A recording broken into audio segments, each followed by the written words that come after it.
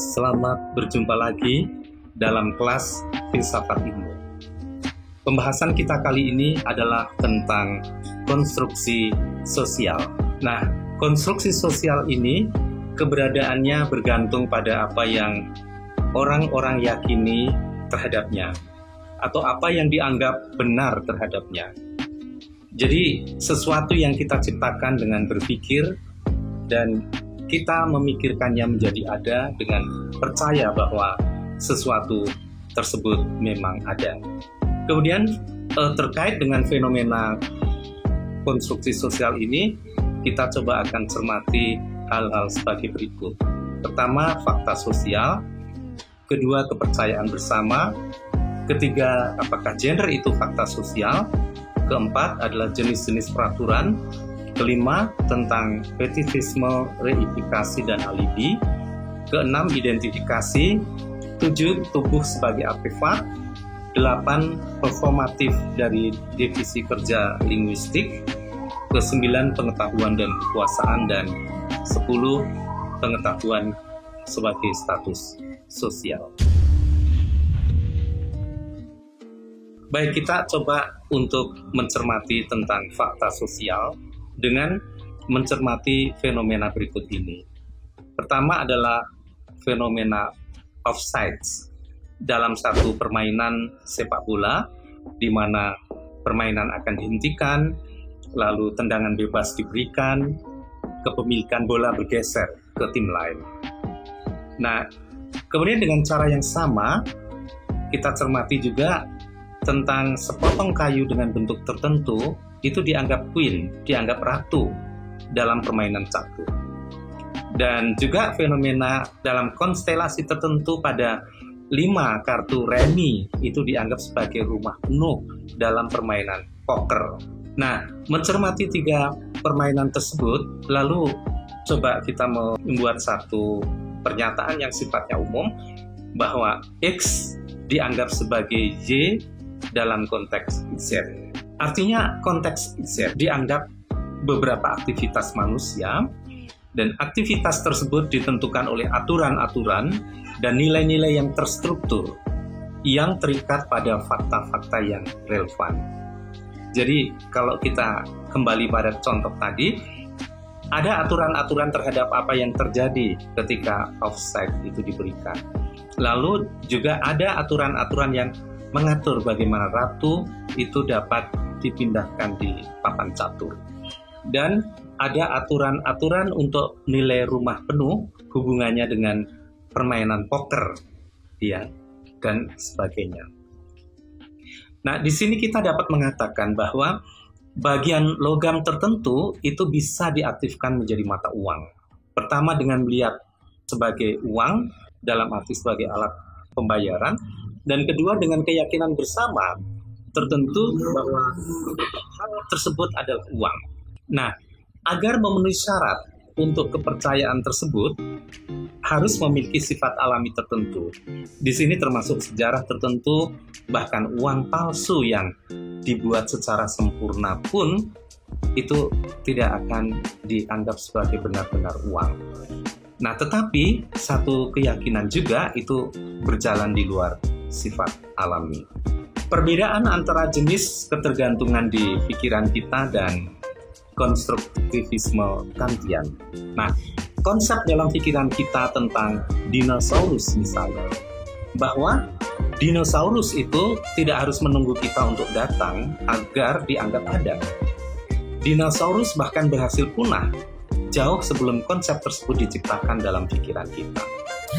Nah, ini lain halnya dengan uang, ratu dalam permainan catur, dan juga poker tangan tadi, dan offside. Itu benar-benar harus menunggu kita untuk berpikir, barulah aturan-aturan tersebut ada.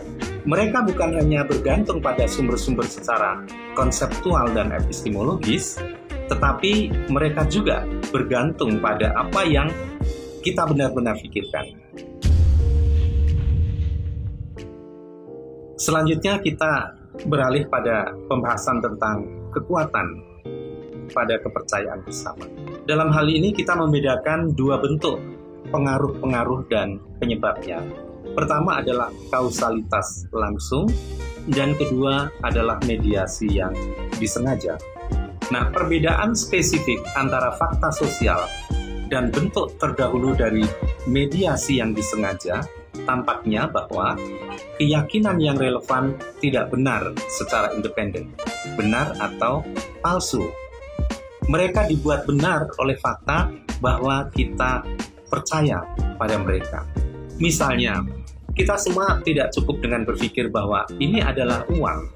Kita juga harus saling memikirkan satu sama lain bahwa kita semua berpikir itu adalah uang, dan mungkin kita harus berpikir bahwa apa yang kita semua pikirkan tentang pikiran semua orang bahwa ini adalah uang. Nah, fakta-fakta sosial itu bukan hanya bergantung pada keadaan yang disengaja, tetapi mereka juga bergantung pada bentuk kompleks yang disengaja. Lalu berikutnya tentang pertanyaan mendasar, apakah gender itu merupakan fakta sosial?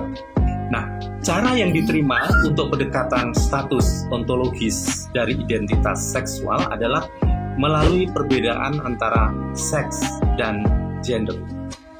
Dan pada awalnya ini dibuat dalam kerangka Searle. Seks seharusnya menjadi fakta yang alami. Misalnya, Anda dilahirkan perempuan, seperti yang ditekankan oleh Simone de Beauvoir. Sementara gender itu adalah peran sosial, bahwa Anda tidak dilahirkan, tetapi harus menjadi perempuan. Melahirkan dianggap menjadi seorang ibu dalam masyarakat Z.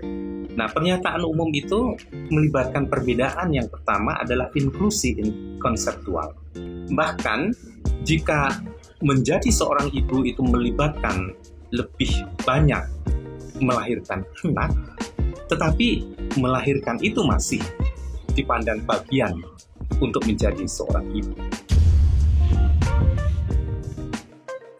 Lalu kita beralih pada pembahasan tentang jenis-jenis dari peraturan. Searle mengikat fakta-fakta yang perbedaannya sulit untuk difahami antara dua jenis peraturan, yaitu aturan konstitutif dan aturan regulatif.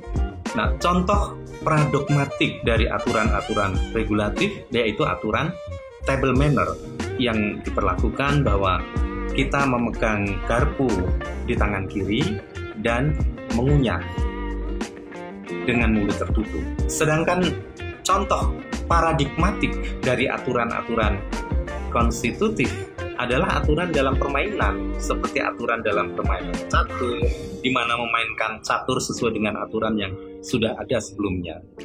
Nah, apabila kita bermain catur dengan merubah peraturan itu, maka itu bukan lagi permainan catur seperti lazimnya. Nah, apakah aturan-aturan dari sistem pidana itu regulatif versus konstitutif? Apakah mereka peraturan-peraturan bebas yang ada terdahulu, atau apakah mereka mendasari dari sebuah bentuk baru realitas sosial? Nah, kalau kita cermati bahwa sistem pidana dengan jelas menimbulkan peran-peran dan lembaga-lembaga yang hanya didefinisikan dan didasari oleh sistem itu sendiri. Sistem pidana menurut sejarah timbul sebagai peraturan dari praktek balas dendam dan perbaikan korektif dari yang terdahulu. Nah, otonomi institusi ditunjukkan oleh variasi budaya itu sendiri, oleh tekanan eksternal yang mendesak orang untuk menyesuaikan diri, dan oleh penggabungan menjadi sebuah makna dari label yang relevan. Selanjutnya kita coba cermati tentang fetisisme, reifikasi, dan alibi.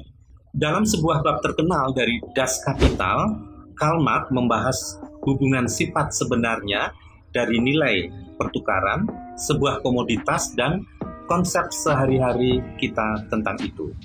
Nilai menurut Marx merupakan sebuah jimat dalam tanda kutip, yaitu sesuatu dengan kekuatan magis untuk menimbulkan relasi sosial, memiliki hubungan dengan kesiapan orang untuk bertukar berbagai jenis barang dengan proporsi yang pasti.